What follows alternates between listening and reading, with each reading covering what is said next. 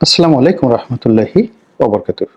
সম্মানিত দর্শক, রোহিঙ্গাদের নিয়ে যে আন্তর্জাতিক চক্রান্ত চলছে, সেই চক্রান্তের সঙ্গে সেই প্রথম থেকেই আওয়ামী লীগ সরকার এবং পরবর্তীতে এখন যারা সরকার চালাচ্ছেন, ইউনূস সরকার মনে হচ্ছে সেই চক্রের একটা হাতিয়ার রূপে তারা ব্যবহৃত হচ্ছেন। যে সময়টিতে রোহিঙ্গা সমস্যাটা শুরু হলো, ওই সময়কার যে বৈশ্বিক প্রেক্ষাপট, সেই প্রেক্ষাপটে যে চক্রান্ত ছিল, এখন অবস্থার প্রেক্ষিতে সেই চক্রান্তটা আরো ৩ গুণ ৪ গুণ জটিল হয়ে পড়েছে। এক, আর যখন এই সমস্যাটা শুরু হলো তখন এটা সমাধান করা যত সহজ ছিল তার চেয়ে এখন কয়েকশো গুণ কঠিন হয়ে পড়েছে। দ্বিতীয়ত, এই রোহিঙ্গাদেরকে নিয়ে আন্তর্জাতিক মহলের একটা বিরাট ব্যবসা রয়েছে, a big deal, big business. সেটা আমেরিকার আছে, সেটা জাতিসংঘের আছে, সেটা পশ্চিমা দেশগুলোর আছে, সেটা বাংলাদেশের এক শ্রেণীর মানুষের আছে, এনজিওদের আছে। তো সব মিলিয়ে ত্রিচক্রে ভগবান ভূত যে কথাটি রয়েছে, এই কথার কবলে পড়ে বা এই কথার অভিশাপে পড়ে এখন এই রোহিঙ্গা সমস্যাটি আমাদের জন্য একটা অনিবার্য যুদ্ধের পরিস্থিতি তৈরি করেছে। এই রোহিঙ্গাদের কারণে যদি আমরা কক্সবাজার অঞ্চল হারিয়ে ফেলি, চট্টগ্রাম অঞ্চল যদি চলে যায়, কিংবা সারা বাংলাদেশে যদি মারামারি, হানাহানি, গৃহযুদ্ধ শুরু হয়ে যায়, এতে অবাক হওয়ার কিছুই নেই। প্রথম থেকে বাংলাদেশের অনেক বুদ্ধিজীবী এই রোহিঙ্গাদের সমস্যা নিয়ে শেখ হাসিনাকে নাক না গলানোর জন্য পরামর্শ দিয়েছিলেন। কিন্তু শেখ হাসিনার মধ্যে একটা অদম্য আকাঙ্ক্ষা ছিল, তিনি মাদার অফ হিউম্যানিটি হবেন, মানবতার মা হবেন, তিনি নোবেল পুরস্কার পাবেন। আর আমাদের দেশের তৌহিদি জনতা, তাদের একটা আবেগ ছিল, অনুভূতি ছিল যে আমরা ফিলিস্তিনের মুসলমানদের জন্য কিছু করতে পারি না, ইসরায়েলের বিরুদ্ধে কিছু করতে পারি না, তাই বলে মায়ানমার সরকার, তাদের বিরুদ্ধে আমরা কিচ্ছু করব না, আমাদের দিনী ভাইদেরকে আমরা আশ্রয় দেব না, এটা তো হতে পারে না। ফলে ওই সময়টিতে রোহিঙ্গাদেরকে কেন্দ্র করে সারা বাংলাদেশে এরকম একটা জনমত তৈরি হয়ে গেল, যার ফলে আওয়ামী লীগ এমনিতেই নাচুনি বুড়ি, তার উপরে আবার ঢোলের বাদ্য, তার সঙ্গে সঙ্গে বেগম খালেদা জিয়া, আর জামাত তো ছিলই। সব মিলিয়ে পুরো একটা রাজনৈতিক যে ঐক্যমত, সে ঐক্যমতের ভিত্তিতে রোহিঙ্গারা বাংলাদেশে আশ্রয় পেল। এখন এই রোহিঙ্গাদেরকে আশ্রয় দেওয়াকে কেন্দ্র করে বাংলাদেশের সঙ্গে প্রথমে মায়ানমার সরকারের সম্পর্ক নষ্ট হলো। এরপর এই বাংলাদেশকে নিয়ে ভারত খেলার সুযোগ পেল, চীন খেলার সুযোগ পেল। এর কারণ হলো রোহিঙ্গারা যে এলাকা থেকে বাংলাদেশে এসেছিল, ওই সময়টাতে মায়ানমারের যে রাজনৈতিক পরিস্থিতি, তাতে আরাকান রাজ্যটি কেন্দ্রীয় সরকারের অধীন ছিল এবং সেখানে যে জাতিগত দাঙ্গা, অর্থাৎ বৌদ্ধদের সঙ্গে মুসলমানদের, বৌদ্ধ ভিক্ষুদের সঙ্গে রোহিঙ্গাদের এই সংঘাতটা ছিল। এবং সেখানে এই রোহিঙ্গাদের মধ্যে একটা গ্রুপ মায়ানমারের একটি সেনা চৌকিতে, অর্থাৎ একটা সেনা ক্যাম্পে আক্রমণ চালায়, সশস্ত্র আক্রমণ চালায়, এবং তার প্রেক্ষিতে মায়ানমারের সেনাবাহিনী সেখানে রোহিঙ্গাদের উপর নির্বিচারে একেবারে গণহত্যা চালানো শুরু করে দেয়। তার প্রেক্ষিতে বাংলাদেশে আসা শুরু হয়। তো তখন যে পরিস্থিতি ছিল এখন সেটা নেই। এখন ওই এলাকাতে মায়ানমারের কেন্দ্রীয় সরকারের 1% সেখানে নিয়ন্ত্রণ নেই। পুরো এলাকা নিয়ন্ত্রণ করছে এখন আরাকান আর্মি। আরাকান আর্মি একটা সময় বাংলাদেশের সঙ্গে সম্পর্ক রক্ষার জন্য এবং বাংলাদেশ সেনাবাহিনীর সাহায্যের জন্য তারা রীতিমতো হাত পেতেছিলেন এবং তারা আকুতি জানিয়েছিলেন যে এই সময়টিতে তাদেরকে যদি লজিস্টিক সাপোর্ট দেওয়া হয় তাহলে এই 12 লাখ রোহিঙ্গা তারা বাংলাদেশ থেকে তারা নিয়ে যাবে। কিন্তু আমাদের দেশের পক্ষ থেকে তখন কোনো অবস্থাতেই আমরা আরাকান আর্মির সঙ্গে সম্পর্ক স্থাপন করতে পারিনি। কারণটা ছিল মূলত ভারত এবং মায়ানমার। ওখানে ভারতের একটা প্রকল্প ছিল, কালাধান প্রকল্প। সেই প্রকল্পে ভারতের বিশাল বিনিয়োগ এবং সেই বিনিয়োগের জন্য মায়ানমারের যে কেন্দ্রীয় সরকার, জান্তা সরকার, তাদের সঙ্গে ভারতের একটা সম্পর্ক ভালো ছিল। আর শেখ হাসিনার সঙ্গে ভারত সরকারের সম্পর্ক থাকার কারণে আমরা ওই সময় আরাকান আর্মিকে সহযোগিতা করতে পারিনি। কিন্তু পরবর্তীতে দেখা গেল যে আরাকান আর্মি যখন বিজয় লাভ করেছে, তখন এই রোহিঙ্গাদের মধ্যে 2 থেকে 3টি গ্রুপ হয়ে গেছে।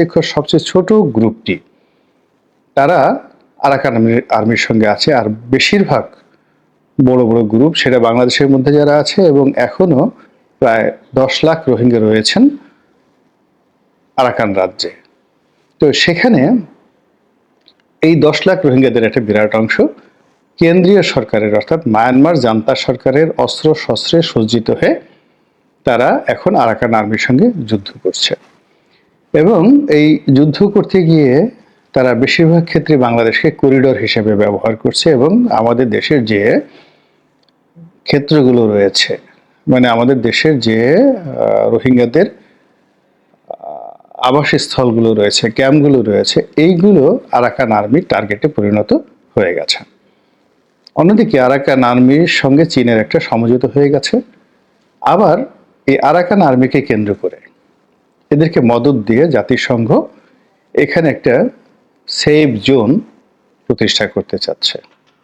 এবং সেফ জোন যদি প্রতিষ্ঠা করতে চায়, তাহলে এখন যেখানে 12 লাখ রোহিঙ্গা রয়েছে এই এলাকা, সেই এলাকার সঙ্গে সঙ্গে কুতুবদিয়া, মহেশখালী, কক্সবাজার, টেকনাফ, উখিয়া, সেন্ট মার্টিন এবং আরাকান রাজ্য, এই টোটাল এলাকাকে যদি জাতিসংঘ সেফ জোন ঘোষণা করে এবং সেখানে তারা যদি শান্তিরক্ষী বাহিনী মোতায়েন করে, তাহলে চীনকে একটা উপযুক্ত শিক্ষা দেওয়া হয়। এবং এই খেলা জাতিসংঘ খেলছে।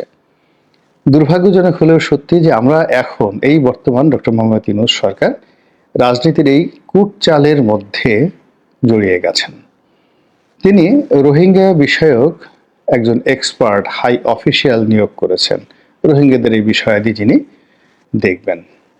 আমি তার কথাবার্তা শুনেছি, ভালো ইংরেজি বলেন, কিন্তু রোহিঙ্গাদের যে সমস্যা প্লাস বাংলাদেশের রাজনীতির যে সমস্যা এবং এটা কিভাবে সমাধান করা হবে, আমি তার বডি ল্যাঙ্গুয়েজ, তার কথা এবং তার অ্যাটিটিউডে আমি এই জিনিসটি বুঝতে পারিনি।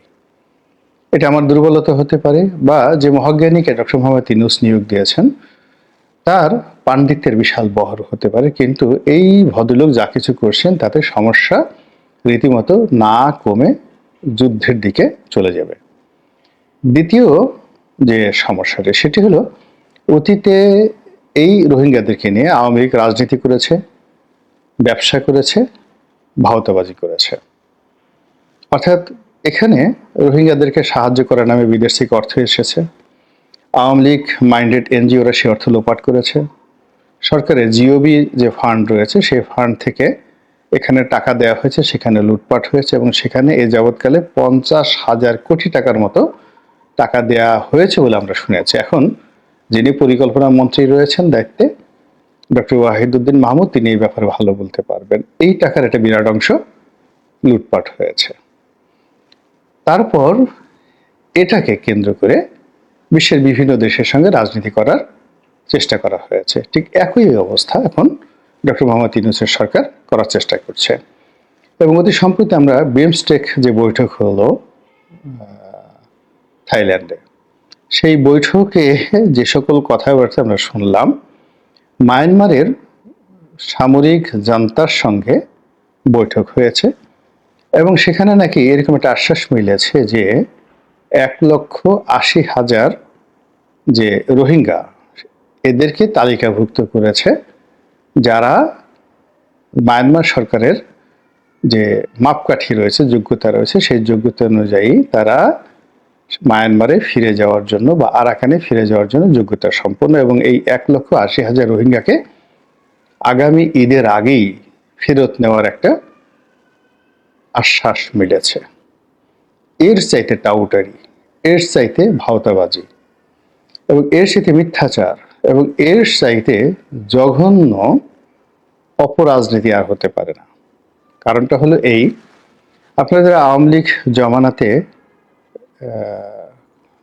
সচেতন ছিলেন, এবং ওই সময়টিতে যখন পুরো আরাকান এলাকাটাতে একছত্র আধিপত্য ছিল, তখন জাতিসংঘ, মায়ানমারের মানে নেপিদো সরকার এবং বাংলাদেশ সেনাবাহিনী, একই সঙ্গে বাংলাদেশ আওয়ামী লীগের সরকার, তারা সম্মিলিতভাবে তালিকা তৈরি করেছিল এবং সেই তালিকাতেও ঠিক এরকম 1,20,000, 1,80,000 বা 2 লক্ষ রোহিঙ্গাদেরকে তারা প্রাথমিকভাবে ওখানে নিয়ে যাওয়ার চেষ্টা করেছিলেন এবং সেখানে জাতিসংঘের তত্ত্বাবধানে অনেকগুলো আশ্রয় কেন্দ্র পর্যন্ত তারা নির্মাণ করেছিলেন এবং কিছু সংখ্যক রোহিঙ্গাকে সেখানে নিয়ে যাওয়া হয়েছিল। পরে তারা আবার সেখান থেকে ফিরে এসেছে। এর কারণ হলো রোহিঙ্গারা সেখানে যে সুযোগ সুবিধা পাচ্ছিল জাতিসংঘ থেকে, তার সাথে বাংলাদেশে থাকলে তাদের সুযোগ সুবিধা বেশি হচ্ছিল, ফলে সেই প্রকল্প আর এগোয়নি।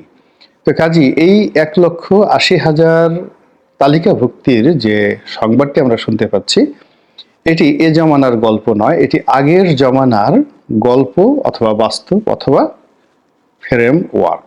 This is one. Second thing হলো যে এই মুহূর্তে আরাকান আর্মির হাতে যেহেতু আরাকান রাজ্য, কাজেই মায়ানমারের নেপিদো সরকার এখান থেকে তাদেরকে নিয়ে যেতে পারে রেঙ্গুন শহরে।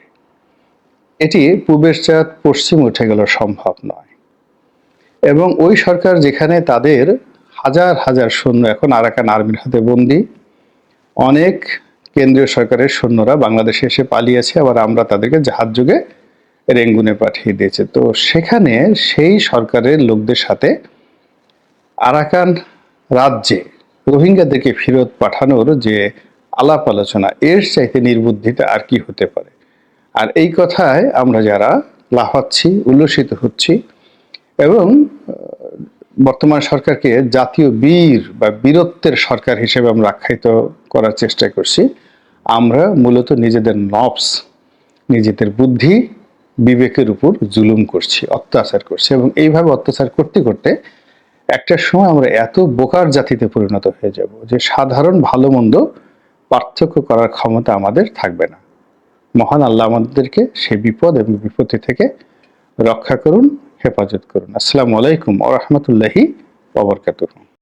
আসসালামু আলাইকুম। ঠিক আছে, কথা বলেন গোলাম মোল্লা রনি, সাবেক সংসদ সদস্য, লেখক এবং জার্নালিস্ট। আপনাদের কেমন লেগেছে অবশ্যই কমেন্টে জানাবেন। সবাই ভালো থাকবেন, সুস্থ থাকবেন। ভিডিওটি শেষ করছি। আসসালামু আলাইকুম।